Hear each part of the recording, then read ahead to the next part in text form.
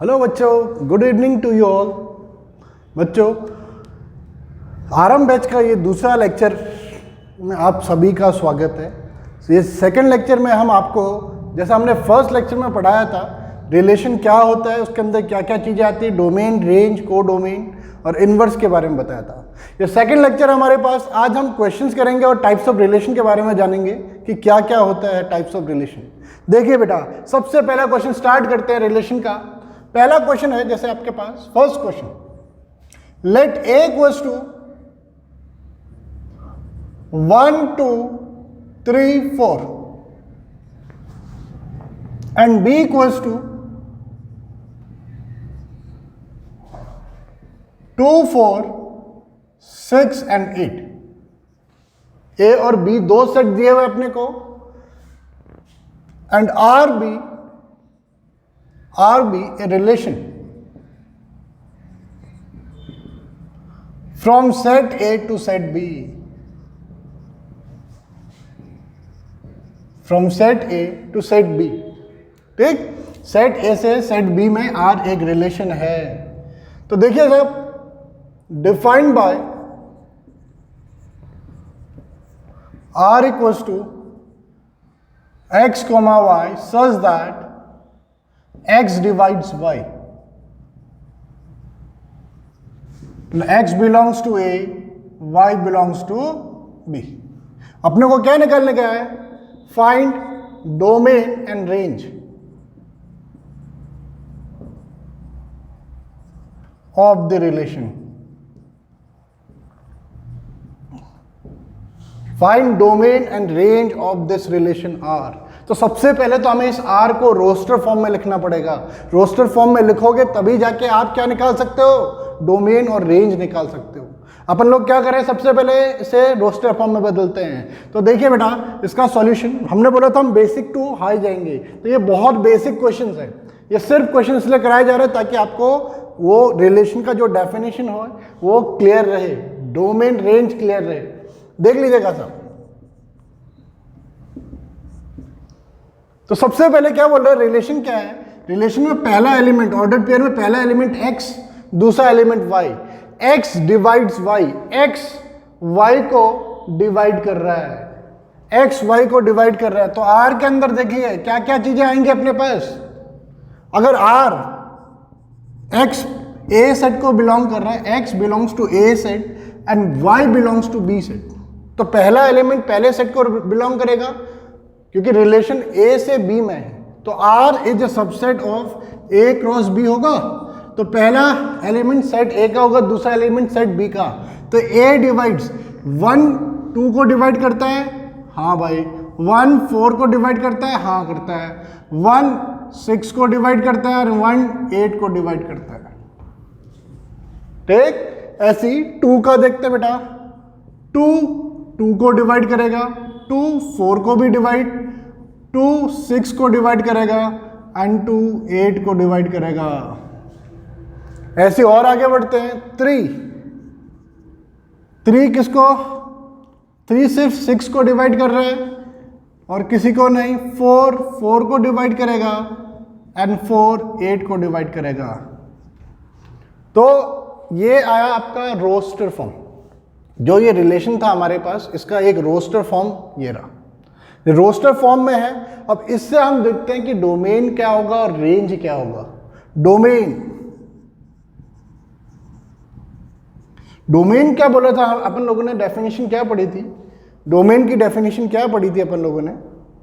हमने बोला था डोमेन क्या होता है? Ordered pair. रिलेशन के अंदर जो ऑर्डर्ड पेयर आ रहा है, उन ऑर्डर्ड पेयर का फर्स्ट एलिमेंट, उनका एक सेट। तो फर्स्ट एलिमेंट या तो 1 है या 2 है या 3 या 4। This one is domain. Range देखते हैं बेटा। रेंज में अपन देख रहे हैं सेकेंड एलिमेंट या तो 2 है या 4 या 6 या 8। तो डोमेन अपने पास क्या आ गया? ये पूरा का पूरा रेंज, ये पूरा का पूरा। ठीक, इतना क्लियर है? डोमेन रेंज किसी भी रिलेशन में अगर निकालना हो कैसे निकालते हैं? Very good. देखिए नेक्स्ट क्वेश्चन करते हैं अब, second question.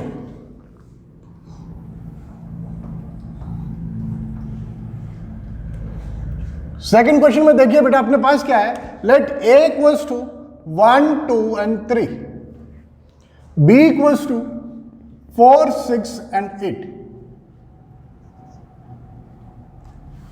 If R is the relation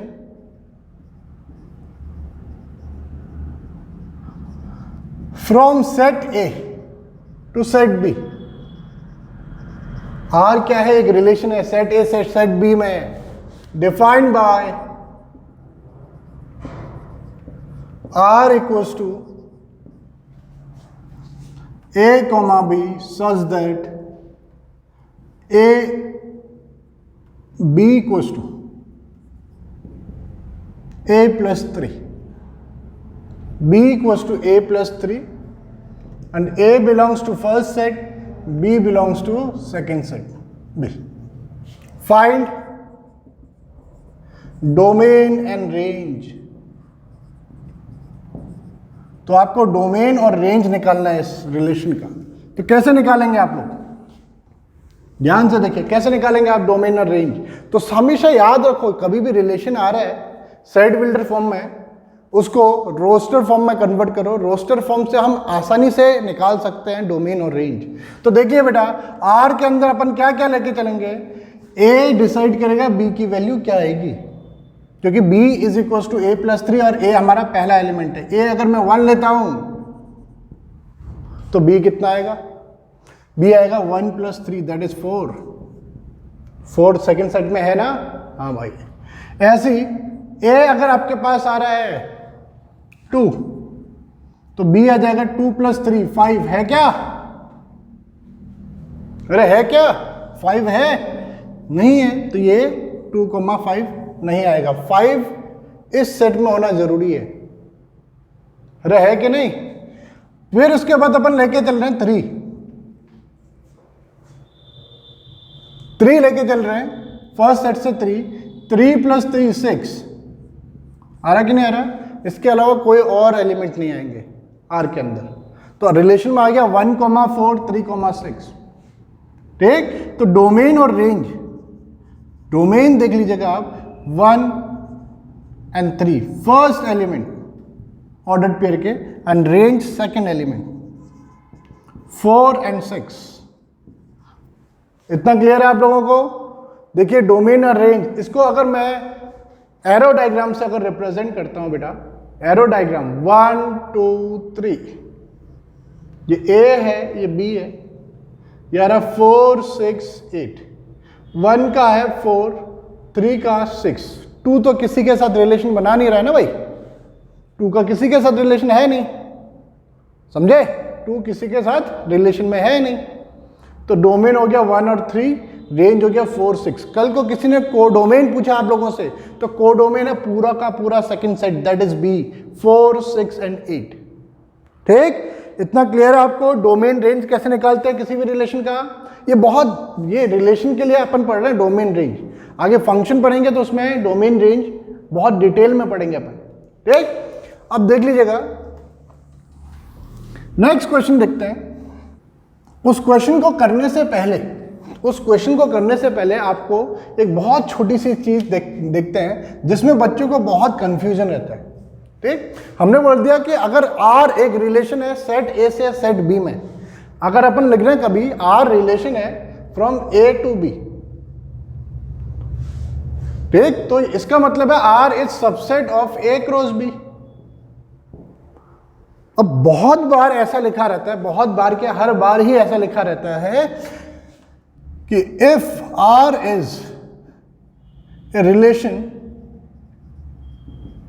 on set A, बस इतना लिखा हुआ है।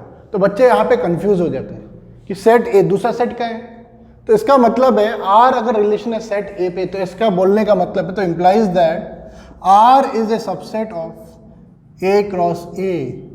R A क्रॉस A का क्या होगा, सबसेट होगा, इतना याद रखें। इस टाइम पे हम रिलेशन देखेंगे A से A में ही, फ्रॉम A टू इटसेल्फ, ठीक। तो ये इसका मतलब ये होता है भाई, इसमें कंफ्यूज ना रहें, ठीक। जैसा हमारा अगला क्वेश्चन है, next question is if R is a relation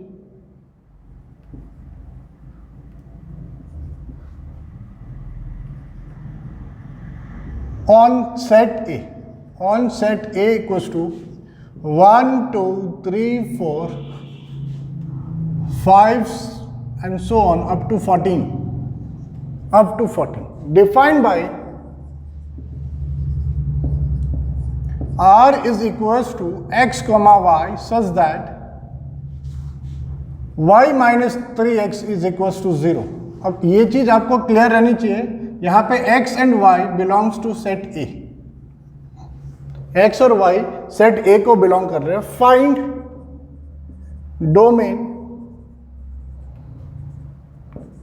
range and R inverse of the relation अपने को निकालना है। तो कुछ भी चीजें निकालना है, हमेशा याद रखो सबसे आसान तरीका बनाने के लिए अपन क्या करते हैं, सबसे पहले उसे रोस्टर फॉर्म में कन्वर्ट करो। उस रिलेशन को रोस्टर फॉर्म में कन्वर्ट करने के लिए अपन क्या बोलते हैं, अपने पास दिया क्या है, y minus 3x equals to 0, यानी कि y equals to 3x, y की वैल्यू 3x के बराबर है। ये दिया रिलेशन क्या है, y minus 3x equals to 0, x और y के बीच में रिलेशन यही है। तो y equals to 3x, x पहला एलिमेंट है तो इसे इनपुट करेंगे तभी जाके दूसरा एलिमेंट आ पाएगा ना अपने पास। तो अपन क्या बोल रहे हैं, r की फॉर्म में अगर हम देखते हैं इसे, x अगर मैं 1 रखता हूं, 1 a के अंदर है भाई, हाँ है, तो 1 रखता हूं तो y की वैल्यू 3, तो 3 भी a के अंदर आ रहा है बेटा।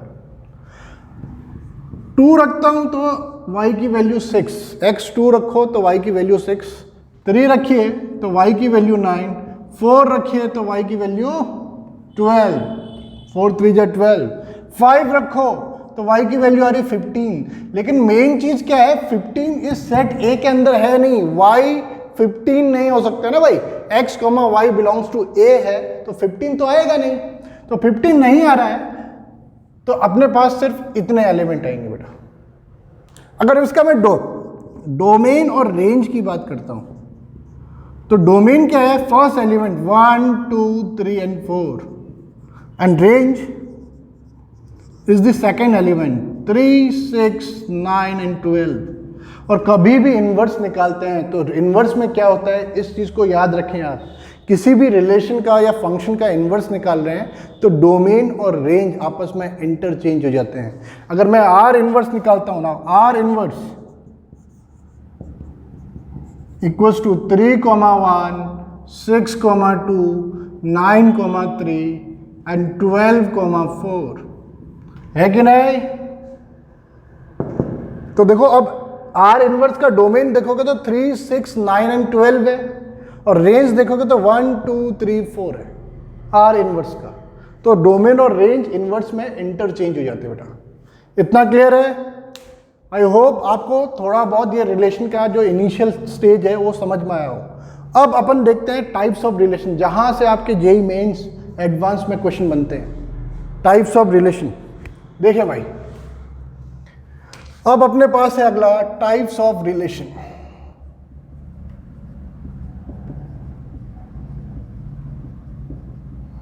कितने टाइप्स के रिलेशन होते हैं? रिलेशन के बहुत टाइप है बेटा, ठीक। जैसे बहुत छोटे छोटे चीजें लेके चलते हैं, empty relation, universal relation, identity relation, reflexive, symmetric and transitive, equivalence relation, फिर आता है इक्विवेलेंस क्लास, बहुत सारी चीजें हैं। तो सबसे पहला रिलेशन अपन पढ़ते हैं एम्प्टी रिलेशन। एम्प्टी रिलेशन, ठीक। एम्प्टी रिलेशन का मतलब क्या है? Any relation R from set A to set B is said to be empty, या एम्प्टी लिखो या वॉइड रिलेशन लिखो, और वॉइड, ठीक। If R does not contain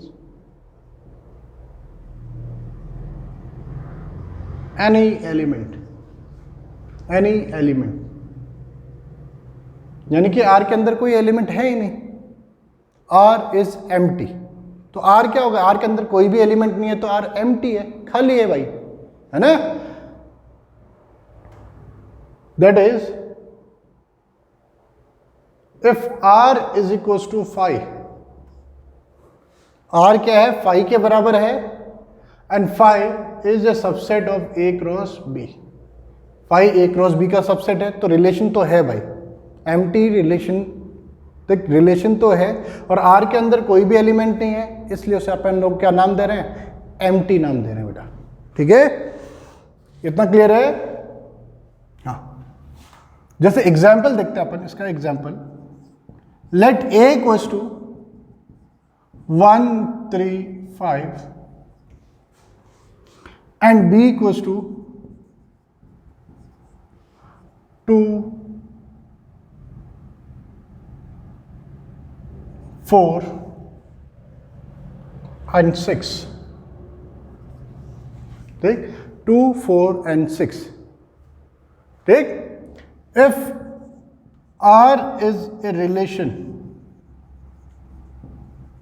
from set A to set B, R क्या है, एक रिलेशन है सेट A से सेट B में, defined by R is equals to x comma y such that mod of x minus y is equals to 8. Mod of x minus y is equals to 8. And x belongs to set A, y belongs to set B. अब देखो यहाँ पे उसने relation तो define किया है, R define किया हुआ है।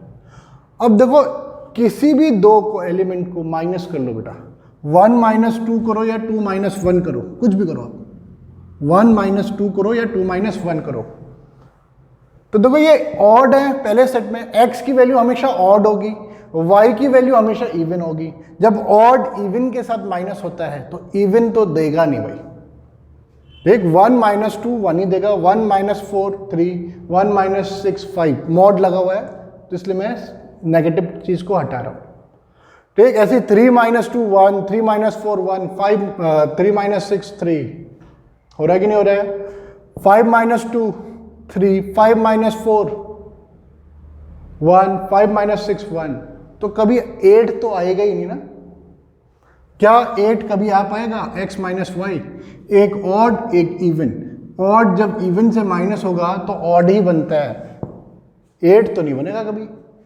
तो यानी कि since r is equal to 5, तो r के अंदर कोई भी एलिमेंट नहीं आ रहा है, r रिलेशन है from set A to set B, और पहला एलिमेंट फर्स्ट सेट को रिप्रेजेंट करता है, दूसरा एलिमेंट सेकंड सेट को, तो x की वैल्यू तो A डिसाइड करेगा और y की वैल्यू B डिसाइड करेगा, तो उनका माइनस कभी 8 आ नहीं पा रहा जो हमारे पास सेट है, तो r क्या है, सॉरी r 5 के बराबर है, r इज इक्वल टू 5, तो r 5 के बराबर यानी कि एम्प्टी रिलेशन,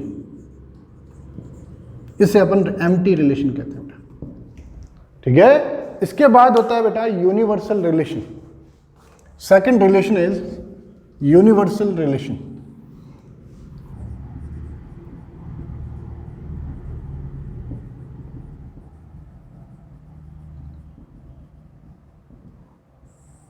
देख यूनिवर्सल रिलेशन कितने हो सकते हैं, तो बोल रहा हूं if R is a relation from set A to set B, from set A to set B, R एक रिलेशन है सेट A से सेट B में, ठीक। Then R is said to be a universal relation, and a universal relation, R को हम एक universal relation कहेंगे if R is equals to A cross B, अगर R A क्रॉस B के equal आ गया, यानी कि कार्टेशियन प्रोडक्ट में जितने एलिमेंट हैं वो उन सभी में, वो सभी के सभी एलिमेंट्स R में भी प्रेजेंट हैं। एग्जाम्पल देख लीजिए, if A equals to 1 3 5, B equals to A comma B, ठीक, b equals to a comma B. तो a क्रॉस b के क्या क्या पॉसिबिलिटीज हैं, 1 comma a 1 comma b, 3 comma a 3 comma b, 5 comma a 5 comma b, यही possibilities हैं। तो वो बोल रहा है now if r equals to 1 comma a 1 comma b, 3 comma a 3 comma b, 5 comma a 5 comma b, तो R के अंदर वो सारे एलिमेंट है जो A क्रॉस B के अंदर है। R A क्रॉस B का सबसेट भी है, तो रिलेशन तो है ही भाई। लेकिन R के अंदर जितने एलिमेंट है वो सारे के सारे A क्रॉस B में प्रेजेंट हैं। तो R is equal to A cross B लिख सकते हैं अपन, यानी कि R इज यूनिवर्सल रिलेशन। कैसा रिलेशन कहलाएगा ये? Universal relation. ध्यान से देखें इसे, तो देख लीजिए ये यूनिवर्सल रिलेशन है। इसके बाद आता है आइडेंटिटी रिलेशन। आइडेंटिटी हम सिर्फ एक सेट पे देखते हैं, आइडेंटिटी रिलेशन।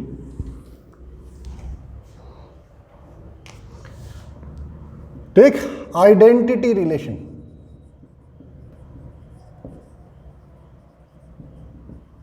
Third one. क्या होता है आइडेंटिटी रिलेशन बेटा? क्या होता है आइडेंटिटी रिलेशन? आइडेंटिटी रिलेशन का मतलब है if R is a relation on set A, on set A, किसी एक सेट A पे। तो मैंने जो पॉइंट लिखाया था, तो R सबसेट होगा A क्रॉस A का। अब ये आइडेंटिटी रिलेशन कब होगा? then R is said to be, then R is said to be an identity relation. Identity का मतलब होता है जैसे मैं हूं, मैं आइडेंटिकल हूं, मैं अपना इमेज देखता हूं, शीशे में अपने आप को देखता हूं तो मैं ही दिखूंगा ना। ऐसा तो नहीं है मेरा शकल वहां पे जाके चेंज हो गया। आइडेंटिटी, मैं आइडेंटिकल होऊंगा अपने इमेज का। हम दोनों आइडेंटिकल एक दूसरे के, वही यहां पे identical relation. If each element of A is related to itself, यानी कि A के जितने भी एलिमेंट हैं वो अपने आप के साथ रिलेशन में हो। That is if R equals to A comma A, R के अंदर A comma A belongs to set A, तो R के अंदर A कॉमा A आना चाहिए। सपोज करो, एग्जाम्पल देखें, ठीक, एग्जाम्पल के फॉर्म में देखते हैं अपन। If A equals to 1 2 3 and R equals to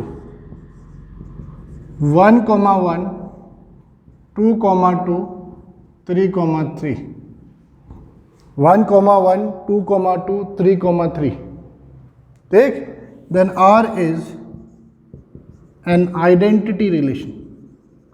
उसको हम बोलते हैं आइडेंटिटी रिलेशन।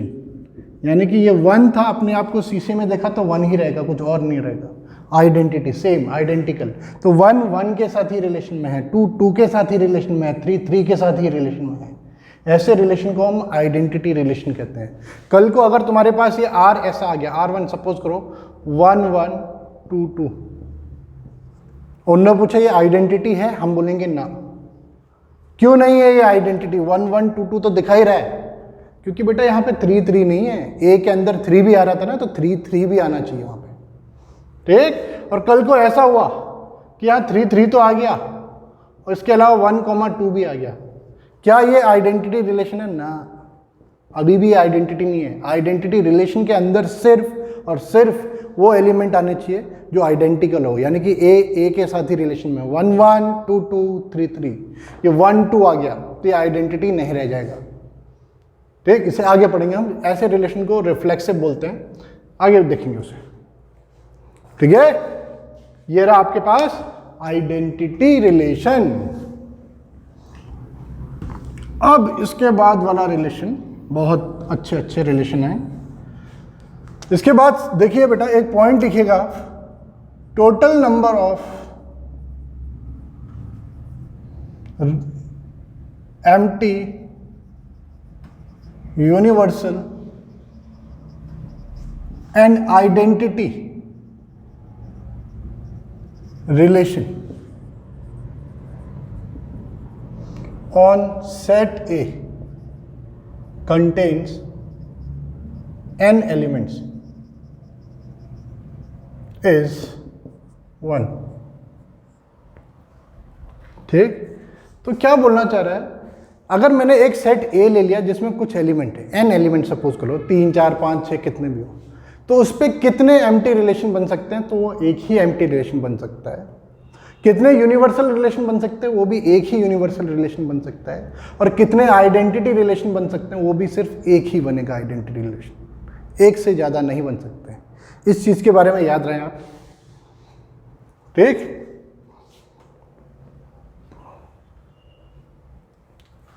अब देखें इसके बाद नेक्स्ट टाइप का रिलेशन जो अपन पढ़ रहे हैं, that is reflexive relation.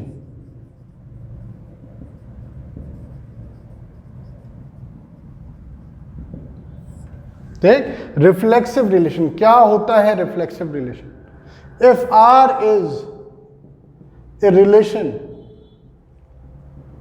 On set A, then R is said to be reflexive। Reflexive की और आइडेंटिटी की डेफिनेशन सेम है।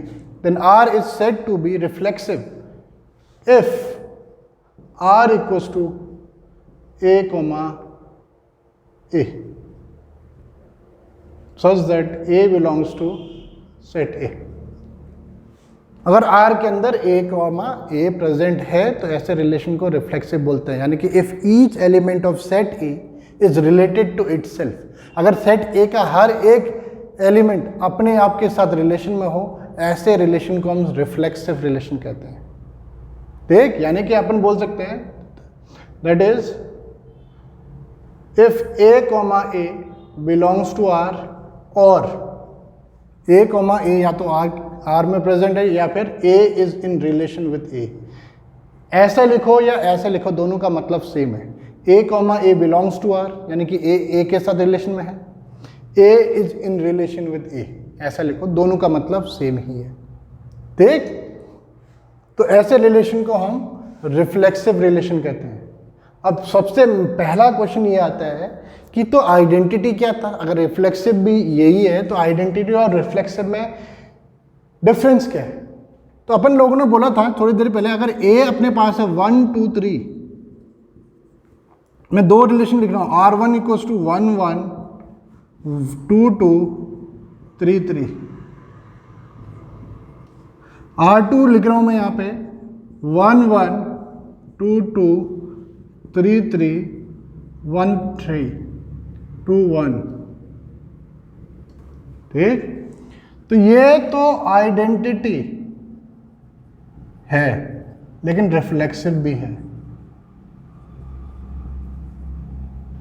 ठीक, आइडेंटिटी और रिफ्लेक्सिव दोनों ही है, लेकिन इसे हम आइडेंटिटी नहीं बोलते, इसे हम सिर्फ रिफ्लेक्सिव बोलेंगे। रिफ्लेक्सिव परिवार का वो आदमी है जो सभी के साथ घुल मिल जाता है ना। और ये क्या है? माई लाइफ माई रूल वाला केस, जो मैं चाहूंगी उतना ही आएगा। ठीक, यानी कि 1, 1, 2, 2, 3, 3, इसके अलावा कोई और नहीं आना चाहिए। ठीक, इसमें क्या है? घुलता मिलता आदमी, ये सब के साथ मिक्स हो जाता है, नमक। तो 1 1, 2 2, 3 3, 1 3 भी ले आओ, 2 1 भी ले आओ, उसे कोई प्रॉब्लम नहीं है भाई। वो बोल रहा है मेरा इतना काम था कि हर एक एलिमेंट अपने आप के साथ रिलेशन में आने चाहिए थे, तो आ रहे हैं। उसके साथ कोई और भी आ रहा तो मुझे क्या प्रॉब्लम है, आने दो, है ना भाई। तो वही ऐसे रिलेशन देख लो, तो हम ऐसा बोल सकते हैं every identity relation is reflexive. ठीक, इसमें अपन लिख सकते हैं कि every identity relation is reflexive.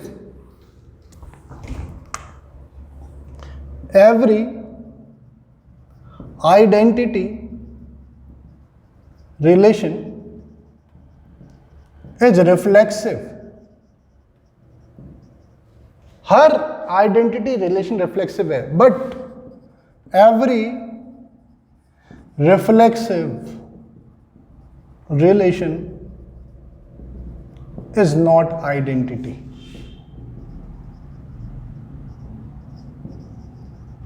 Relation तो हर रिफ्लेक्सिव आइडेंटिटी नहीं होता, लेकिन हर आइडेंटिटी रिफ्लेक्सिव कहलाएगा। नेक्स्ट देखिए टाइप्स ऑफ रिलेशन में सिमेट्रिक रिलेशन। फिफ्थ रिलेशन देखते हैं अपन, सिमेट्रिक रिलेशन।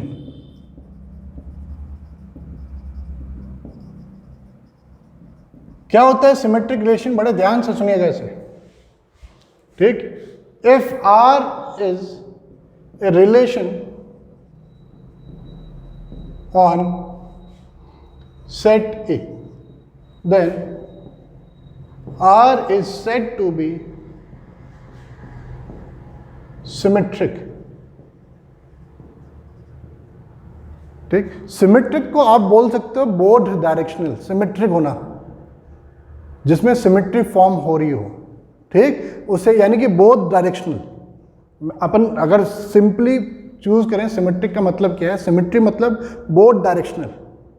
हमारे दोनों हाथों में सिमेट्री है ना, दोनों में सिमेट्री है।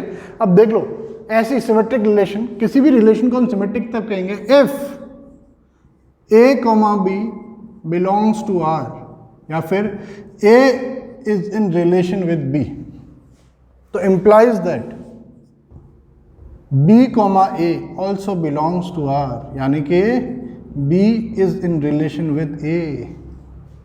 तो अगर ए बी के साथ रिलेशन में है तो बी बोलेगा भाई बी को भी ए के साथ रिलेशन में होना पड़ेगा, नहीं तो ये सिमेट्रिक रिलेशन नहीं कहलाएगा। ए बी के साथ रिलेशन में है तो बी को भी ए के साथ रिलेशन में होना बहुत जरूरी है। देख लीजिए, नहीं तो उसे हम सिमेट्रिक रिलेशन नहीं कह पाएंगे।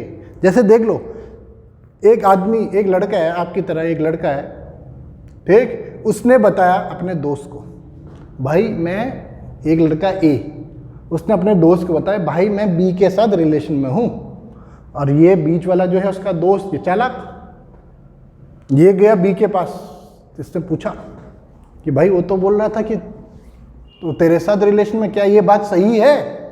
अगर बी ने बोल दिया हाँ सही है कि ए बी के साथ रिलेशन में, तो बी ने कंफर्म कर दिया कि वो भी ए के साथ रिलेशन में है, तो ऐसा रिलेशन सिमेट्रिक कहलाएगा।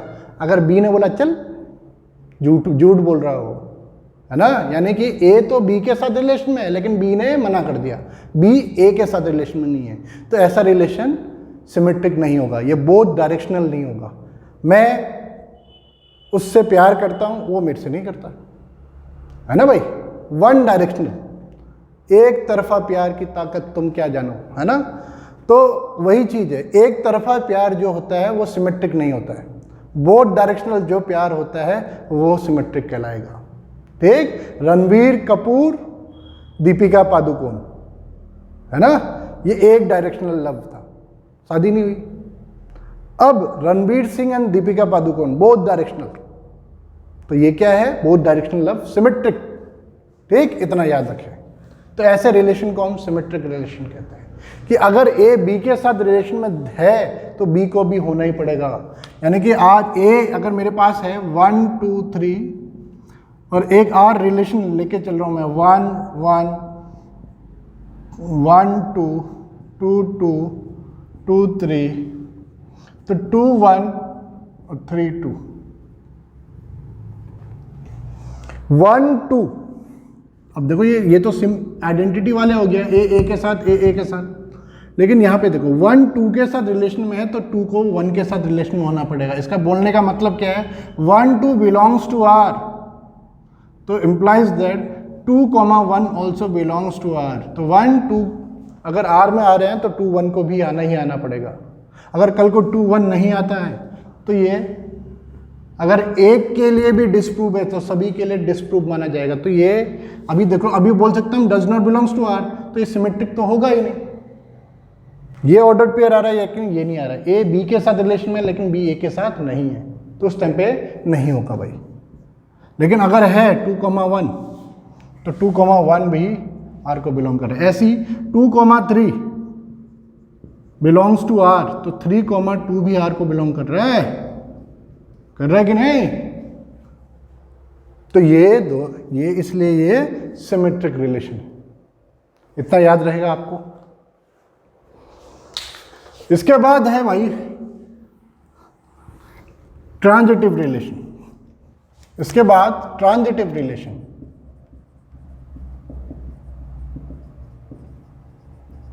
क्या होता है transitive relation? If R is a relation on set A, then R is said to be transitive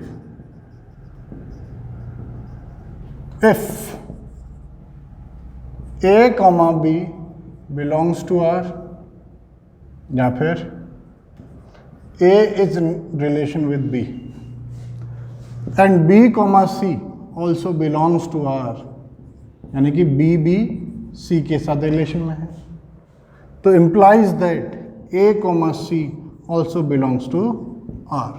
तो अगर A B के साथ रिलेशन में है, A B के साथ रिलेशन में है और B C के साथ रिलेशन में है, तो A और C का कोई ना कोई रिलेशन होना जरूरी है।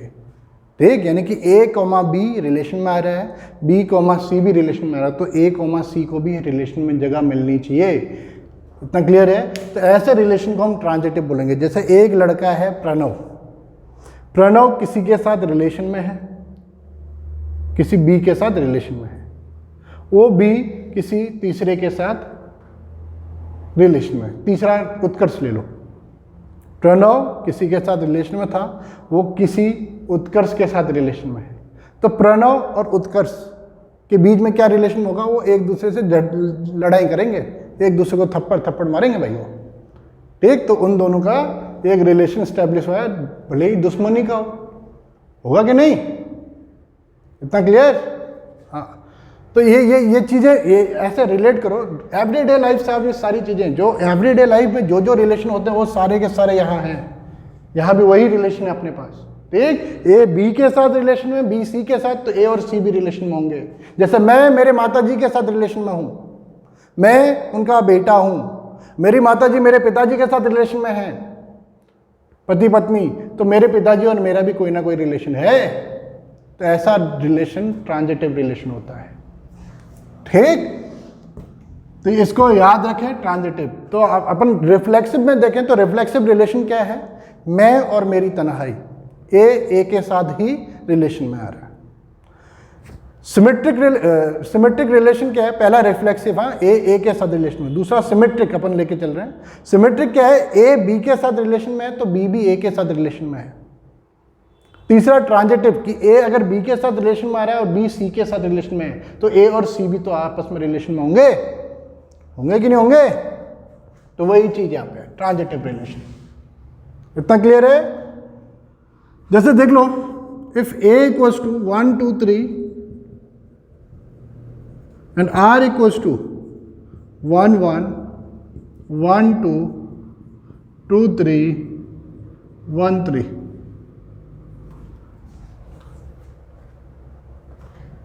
ठीक? तो ये ट्रांजिटिव है या नहीं है, ये देखते हैं अपना भी। ठीक, 1 1 1 2 belongs to R, A B के साथ रिलेशन में, and 2,3 also belongs to R। तो A B के साथ रिलेशन, B C के साथ, तो क्या A और C भी रिलेशन में है? 1,3 R के अंदर आ रहा है, and 1,3 also belongs to R। तो ये क्या हुआ? ट्रांजिटिव रिलेशन हुआ। अगर ये नहीं आता कल को 1,3, तो ये तो वीरान हो गया था, 1,3 तो आ ही नहीं रहा, तो उस टाइम पे नहीं कहलाता। ठीक, अभी तो आ रहा है, तो ये रिलेशन कैसा हुआ? Transitive relation. अब इसके बाद एक आखिरी रिलेशन है, आखिरी relation equivalence relation.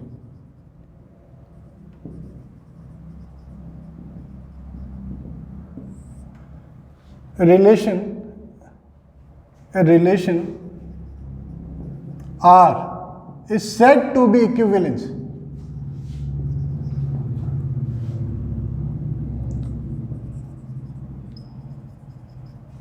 if R is reflexive, symmetric and transitive। अगर R रिफ्लेक्सिव, सिमेट्रिक और ट्रांजिटिव है, तीनों के तीनों, R रिफ्लेक्सिव भी होना चाहिए, सिमेट्रिक भी होना चाहिए, ट्रांजिटिव भी होना चाहिए, ऐसे रिलेशन को हम इक्विवेलेंस रिलेशन कहते हैं बेटा। ठीक, इतना क्लियर है? ये है आपके पास टाइप्स ऑफ रिलेशन। ठीक, अब इनको आप अच्छे से पढ़ लीजिएगा नेक्स्ट क्लास में, क्योंकि अगर जब हम जंप करेंगे तो नेक्स्ट क्लास में हम आपको इनसे रिलेटेड क्वेश्चन कराएंगे, इनके क्या क्या बीच बीच में एक्सेप्शंस हैं उनके बारे में बात करेंगे। इतना क्लियर है आप सभी को? ठीक, ओके, थैंक यू। इस वीडियो को आप ज़्यादा से ज़्यादा लाइक करें, सब्सक्राइब करें, ठीक, और कमेंट जरूर करें। अगर आपको कहीं पे कोई डाउट है कमेंट बॉक्स में लिखें, वहाँ मैं आपका डाउट क्लियर कर जाऊँगा। ठीक, ओके, थैंक यू।